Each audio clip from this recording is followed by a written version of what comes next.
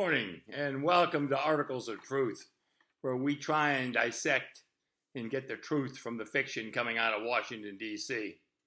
Well, what did we find on the weekend? Well, we found some interesting stuff going on. We found that Reince Priebus said one thing, Rex Tillerson said another thing, Donald Trump Jr. said another thing, and Donald Trump Sr. said another thing, and all other things were on the same subject, Russia. I guess the bottom line here is that there is absolutely nothing that comes out of the mouths of any of these people that now hold the White House that's true. They just babble lies like total bullshit. Kellyanne. Anybody ever wonder why Kellyanne and what's her name, Huckabee, are two high-ranking women in the White House? My wife's going to kill me for saying this. But if you take a look at those two, you know why Trump picked them. He hasn't the slightest desire. And as far as Pence is concerned, maybe he looks a little bit more like that Sarah and Kellyanne type guy.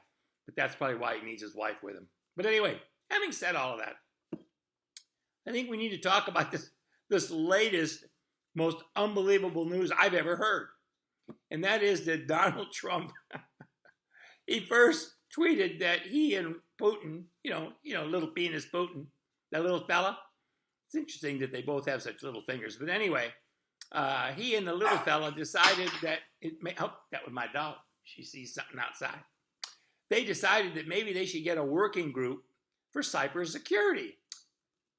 There is another thing I wanted to talk about, which probably is as important, I guess it's conceivably even more important than what's been going on with Donald John. For those of you that live in Los Angeles, this is not going to be a shock. But for those of you that are not in Los Angeles, sad for you. But for those of you that are not in Los Angeles, let me tell you what happened yesterday.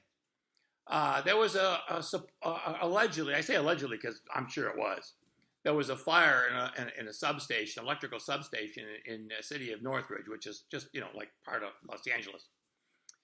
And how do you know? 140,000 people went without power. Now, that's bad enough normally. But when it's 112 degrees in some parts of the city, going without power is a bitch. Now, we have solar at this house, and we're actually in the process of installing a natural gas generator to go along with the solar, and probably a solar battery wall as soon as they're available in California. But can you imagine 140,000 homes and businesses without power, and it's over 100 degrees? Now, I bring that up for one very simple reason. If the Russians can hack into our systems as well as they do, then it could be pretty easy for them to hack into our utility grids. The grids that are probably 100 years old that no one's bothered to ever replace, those grids. So the bottom line here is simple. We as a country, we as a people, need to protect our basic needs and the basic needs of society. And one of those main needs is electricity.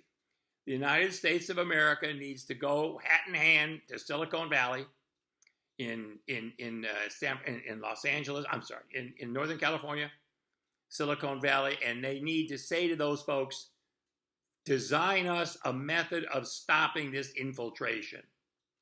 And then on this infiltration thing, let me also just throw the challenge up once more to Anonymous.